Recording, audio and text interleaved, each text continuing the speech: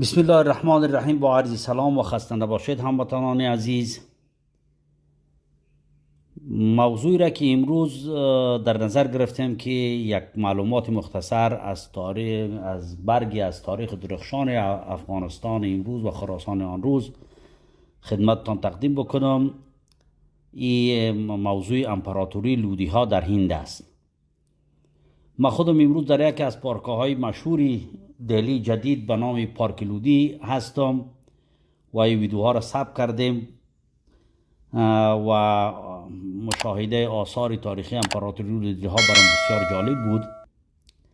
ولی میخوام قبل از او یک اعتراف بکنم که من همیشه به دیگه کشورهای بزرگ سفر میکردم، کشورهای تاریخی، آثار تاریخی از اونا را که میدیدم که همه چیز دارن، قصرها، ایوان، آثار بسیار بزرگی که نشانی از شهامت و از بزرگی و از قدرت اقتصادی و علمی و معماری تاریخ از اونها نشان میداد. ولی در داخل افغانستان با وجود از اینکه افغانستان بسیار تاریخ قدیم داره که از بارها گفتم از دوران تولد زردشت شروع میشه و 3500 سال، آثار زیادی در افغانستان، آثار تاریخی به خصوص معماری و اینها زیاد نبود. ما از این ناحیه رنج میبرم و پیشم سوال برم. وقتی که به هندوستان ما آمدم اینجا متوجه شدم که واقعا آثاری از افغانها که برتر و بیشتر از آثار بسیاری از ممالک منطقه و جهان است در هند وجود داره و آثار معماری و نمادهای تاریخی از قصرها، قلعه‌ها، مساجد، مینارها، باغها از امپراتوری‌های افغانستان و حکمرانان از او در هندوستان است. با همین خاطر برای من این موضوع جالب است. سر همراهتان به معرفی میگیرم. از همه اولتر معرفی مختصر از تاریخ لودی ها. امپراتوری لودی سلسله از حکمرانان مسلمانان پشتون تبار افغانستان در هند است که از سال 1451 میلادی تا سال 1526 میلادی اینا در هند حکومت کردند و طبعا دیگه افغانستان اون روز هم جزئی از این امپراتوری بود. و امی سلسله لودی ها در هند بعد از هجوم تیمور به هند در سال 801 و بعد دقیقاً بعد از سلسله تغلقی ها بر روی کار آمدند و در نهایت با هجوم بابر به هندوستان بر حکومت از اینا منقرض شده. لودی ها اصلا از ولایت غزنی افغانستان بودند که در دوران امپراتوری سلطان محمود غزنوی اینها تشویق میشدند که به هندوستان به خاطر گسترش نفوس مسلمانان و دعوت اسلام اینها کوچ بکنند و به قاره هند بیایند در زمان سلطان محمود که با وفات سلطان محمود باز سلسله مهاجرت ها به هندوستان قطع شد، البته مهاجرت ها عامه مردم. دیگر خاندان لودی ها از تیره شاوخیل از قبیله غلجایی افغانستان است و سابقه ارتباط خاندان با دربار دهلی به دوران فیروزشاه تغلقی میرسه که گروهی از لودی ها و از جمله بهرام یعنی پدرکلان بهلول که امپراتوری مشهور لودی هاست برای تجارت به هند می آمدند و می رفتند و با خاندان فیروزشاه تغلقی ارتباط داشتند. همین بهرام جد یا بابای بهلول به ملک مردان در ملتان پیوست در دربار از او و پسرش سلطان شاه که همیشه همراه امیر تیمور گرگانی به هند می آمد در هند به خدمت خضرخان لودی در سال 1421 میلادی 824 هجری قمری اونجا به خدمت خضرخان لودی پیوست که خضرخان از امرای وابسته به تیمور در حکومت سرهند هندوستان بود و از همینجا بهرام یعنی بابای بهلول راه ترقی را به سیاست و به دربار پیمود و بالا رفت و کوشش بهرام در همین منصب و لیاقت از او باعث ازی شد که برادر بهرام ملک کالا که دقیقاً پدر بهلول است حکومت دوراله هند به دست گرفت و از جانب همو شاهان تغلقی در اوجا حاکم یا والی شد.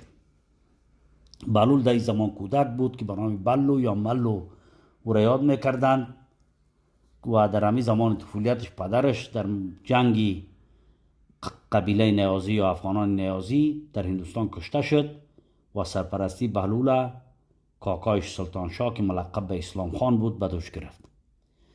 اسامی امرای مشهوری سلسله لودی یا امپراتورای لودی همین 3 نفر بودن که بهلول لودی است که 1451 تا 1489 حکومت کرده میلادی البته، و سکندر لودی پسری بهلول است که از 1489 تا 1517 حکومت کرده، و ابراهیم لودی پسر سکندر است که از 1517 تا 1526 حکومت کرده. خود در مجموع چون به خاطر اختصار در ویدیو از معرفی دیگراش میگذاریم، بهلول که نامدارترین از اینا و قهرمانترین از اینا و بادرترین از اینها بود، اینا به معرفی میگیریم. بهلول از سالی قسمی گفتیم 1489 میلادی 894 قمری سلطان دهلی و سرسلسله لودیان در شبه قاره هند بود. بهلول گفتیم که در دستگاه امو کاکایش رشد کرد که لازم به تکرار از اون نیست.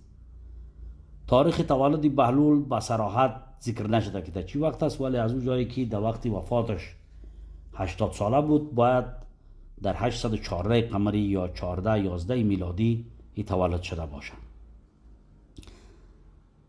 بعد از اینکه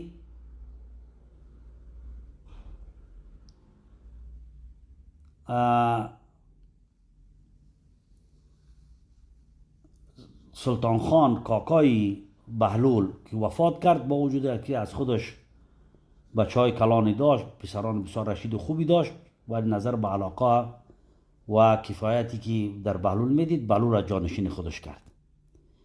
خود در این وقت یک توطئه شد که بعد از مرگ اسلام خان، بچه اسلام خان قطب خان یعنی برادرزاده بهلول و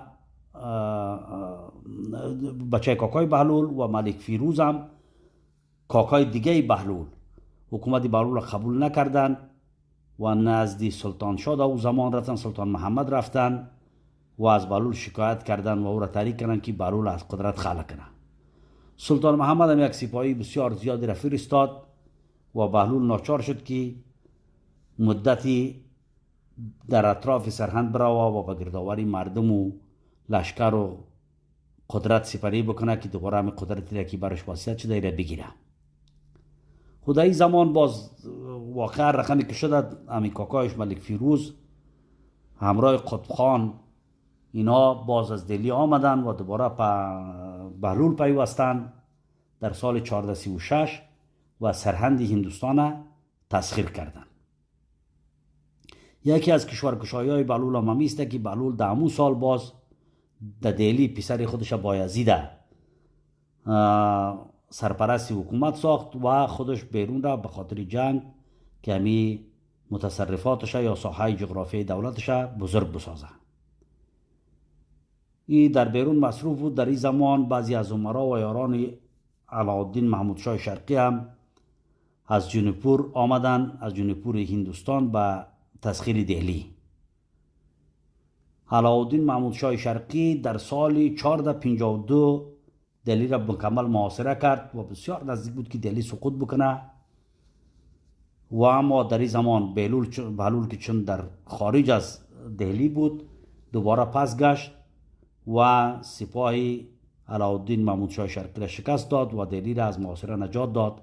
خود در نهایت با هم صلح کردند و متارکه گپ انجامید و علاءالدین محمود شاه شرقی به منطقه خود رفت و دهلی دوباره در تصرف از ایمان.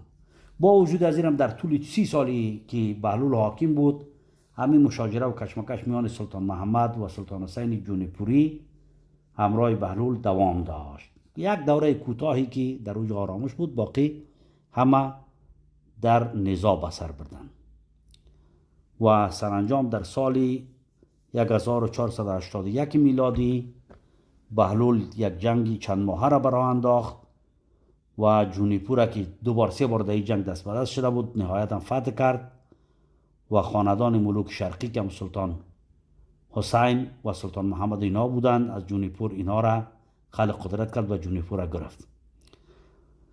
بعد از او یک پسر دیگه شد به نام بارک خان در حکومت هم جونپور مقرر کرد و خودش به جنگ ادامه داد، از جمله کالپی دهلپور و والپور هم به متصرفات خود اضافه کرد. دیگه اینجا آخرین مسئله را که میگم وفات و محل دفن بهلول است که بهلول در زمان وفاتش 80 سال تقریبا سن داشت و با وجود از اون در 80 سالگی ای آرام نمی نشست و همیشه در راه تصرف و تسخیر شهرهای هندوستان بود که از جمله گوالیا را فتح کرد و راجع آنجا را باجده یا مطیع خود گردان. وقتی که از گوالیار ای پس دوباره میخواست که به سوی دهلی بروه، در راه بیمار شد و در یک قریه یا قصبه به نام سکیت بعد از 39 سال سلطنت و حاکمیت و نیم قرن وجود در سیاست و نظامگری در حکومتش وفات کرد و باز پیکرش در باغی به نام باغ وجود نزدیکی دهلی اینجا دفن کردند. یک چند سخن هم از شخصیت بهلول میگیم. میگه بهلول با وجود از که بخش مهمی از زندگی خود در سیاست و جنگ و توسعه جغرافیای خود میگه سپاری کرده بود، ولی میگه به فرهنگ و ادب بسیار علاقه داشت و اوقات فراغتش با دانشمندا، ادیبا و شاعران میگذراند. همچنان و از اولین کسانی بود که افغانان تحقیر و توهین افغانان را که از جانب ملت هندوستان و مردم هندوستان صورت میگرفت اینا خاتمه بخشید و دیگه اجازه نمیداد که هیچ وقت به مردم افغانستان و به افغانها در این سرزمین توهین و تحقیر شود. و همچنان از فضایل بسیار خوب و نیکی های بهلول دینداری و عادل بودن از او را در تاریخ ذکر میکنن که آدمی بسیار عادل بود. و همچنان در روایتی آوردن که میگه وقتی که می آمد صبحانه که به تخت میشیشت، قبل از که به تخت بشینه تا از اینکه از مال و اموال دولتی به یاران و اطرافیان خود چیزی نته و اونا را خوشحال نکنه، میگه در تخت نمیشیشت. بسیار ساده زندگی میکرد، فقیرانه زندگی میکرد و همیشه میگفت که من از پادشاهی تنها نامش خوش دارم، دیگه از لذایز مادیش ما چیزی ضرورت به این ندارم. سلامت باشین. امیدوار هستیم که این معلومات مختصری که ارائه کردم در معرفی بخشی از تاریخ افغانستان براتان مفید باشه و ویدیوهای ما را ببینین، لایک کنین، سابسکرایب بکنین، بازنشر بکنین. یا خدمت به تاریختان است، به سرزمینتان است. این همی راهش است که کشورها و ملتها در دنیا شناخته شوند. و سلام، تشکر.